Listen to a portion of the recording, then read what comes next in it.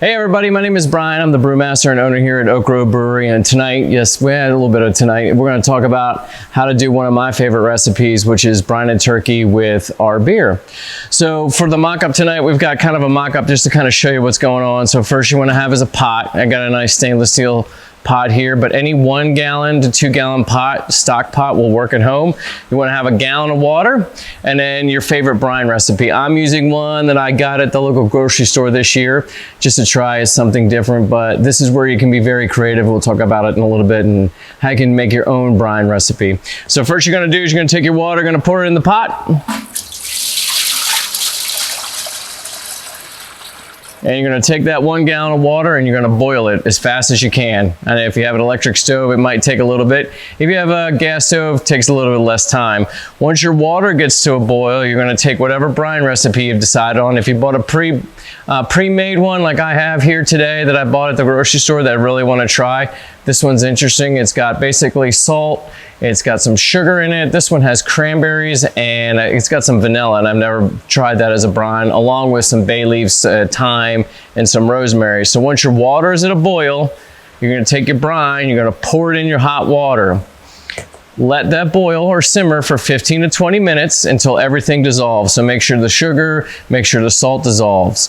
Once that's done, you're gonna kill the heat, turn the heat off, and move it somewhere where you can chill it, if you can at all possible, into a refrigerator or another area that, if it's cold outside, which it hasn't been down here lately, you can take it outside, let it chill for a little bit.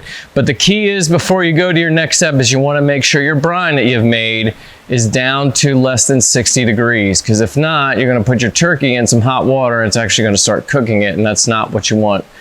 Now the next part is what is the best part of this, and what I usually do is every year I kind of experiment with one of our beers here at Oak Road. And my favorite beer to use is Vienna Lager. I've done that in the past, and this year I'm going to use Munich Dunkel at home. So what you're going to do is, once you have your brine made and you have your brine down to temperature, you're going to pour this brine into a trash bag. And I use a trash bag, and the reason is, if you get the heavy duty trash bags, not the brining bags, they kind of hold up better. So when this bird's sitting in your refrigerator, the bags don't rupture and then you have brine and bird everywhere. Trust me, it's happened, it will happen.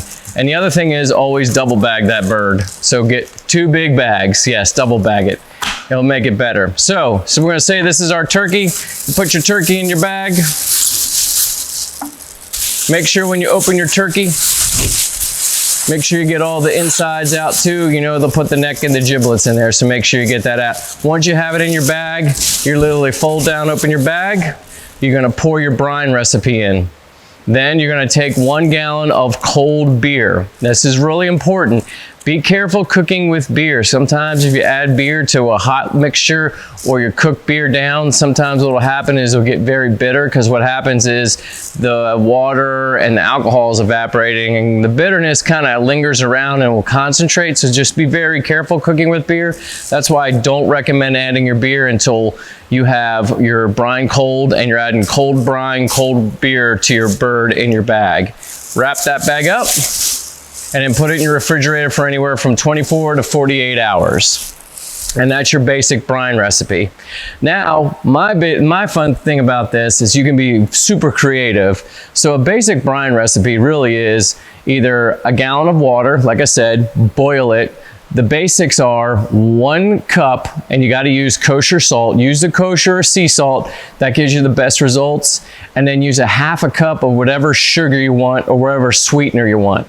And this, you can get really creative. You can go online, you can use the calculator, and they'll tell you equivalents of how much a ½ cup of white sugar is compared to honey, or how much honey is equal to a ½ cup of sugar. That way what you can do is you can make your own calculations, and you can add brown sugar, which I've done in the past, which works really good. I like extra brown sugar because you get more of the molasses flavor to it. You can use agave honey, you could use honey, you can use honey from the local farm, you can use literally any sweetener that you may want to try to use in your brine, along with the sea salt. Now, sea salt I don't recommend changing. That I think makes a better brine and does better than what you would get from just plain old ionized table salt. And the second part with that is, then you can add whatever flavorings you want. I like using rosemary, sage, and thyme. I think that's the best for poultry, and it's the best for this kind of year. Just the woody, earthy notes really kind of express the fall and winter scene, plus bay leaf. After that, you can go crazy. You can add citrus, you can add apples, you can add oranges, grapefruit, pineapple. You can do whatever you want to kind of make whatever flavors you want.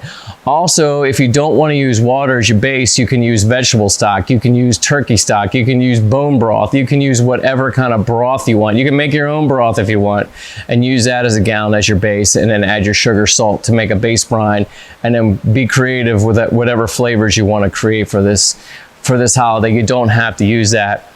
So for the beer, I really recommend using the lagers, are probably the best. So the best ones to use are either Joggenboard, Munich Dunkel, or Vienna.